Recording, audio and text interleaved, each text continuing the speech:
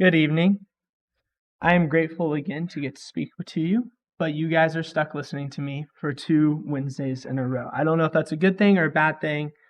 If it's a bad thing, please don't tell me. But tonight I wanted to share with you an idea that I heard from an inspirational speaker that really resonated with me and I thought really applied to our Christian living.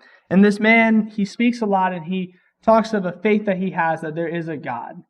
Now, it's not part of the Church of Christ, but he believes that there is a God. And he says that he believes that God is up in heaven with a checklist for each of us of all the things that we could possibly achieve.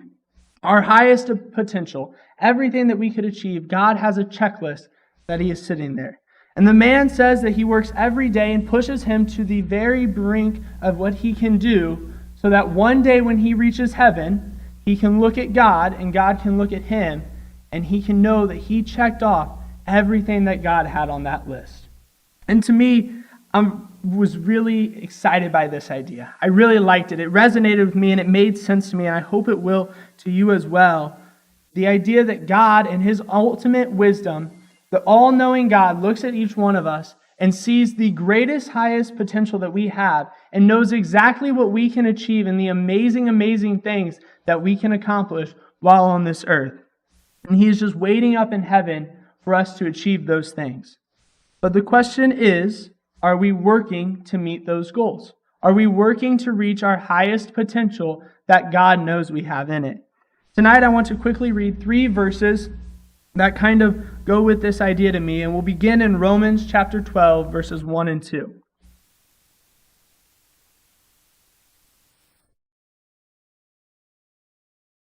Romans 12, beginning in verse 1, it says, I beseech you therefore, brethren, by the mercies of God, that ye present your bodies a living sacrifice, holy, acceptable unto God, which is your reasonable service. And be not conformed to this world, but be ye transformed by the renewing of your mind, that ye may prove what is that good and acceptable and perfect will of God. Now let's turn over to 2 Corinthians chapter 7, verse 1.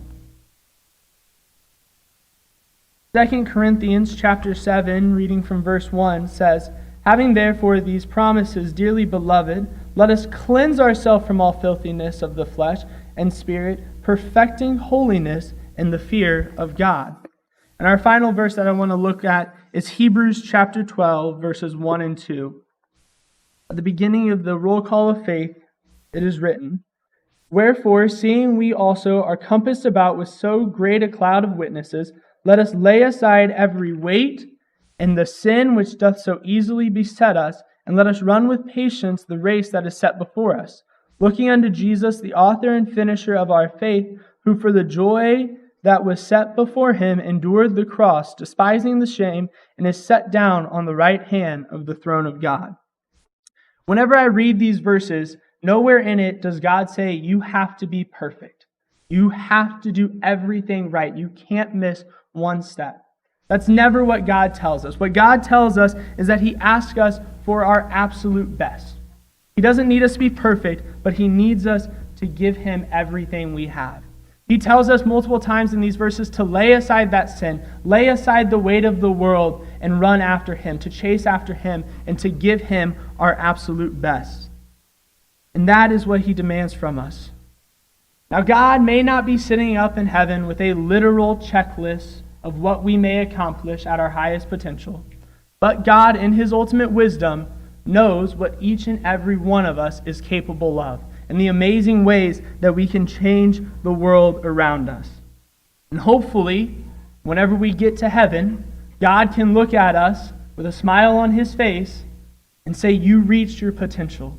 You did everything I asked from you. You gave me everything you had, and you became the best version of yourself serving me as a Christian. And we can't know exactly what God has written out on our list of potential. We don't have that knowledge. But we do know a few things that he has asked. And the first thing on everybody's list is to be baptized. Because our potential truly doesn't begin until we are baptized and enter into his body and are saved. So tonight, maybe you've been working to reach your potential. which is awesome. Or maybe you've been struggling to put the effort in and to give God your best, and you're not working to reach that highest potential. Or maybe tonight you haven't even started to tap into your potential because you haven't been baptized. Maybe you need to come forward and get help for strength, or you need to be baptized and enter in and begin that potential. Whatever your needs are, please come forward as we stand and sing.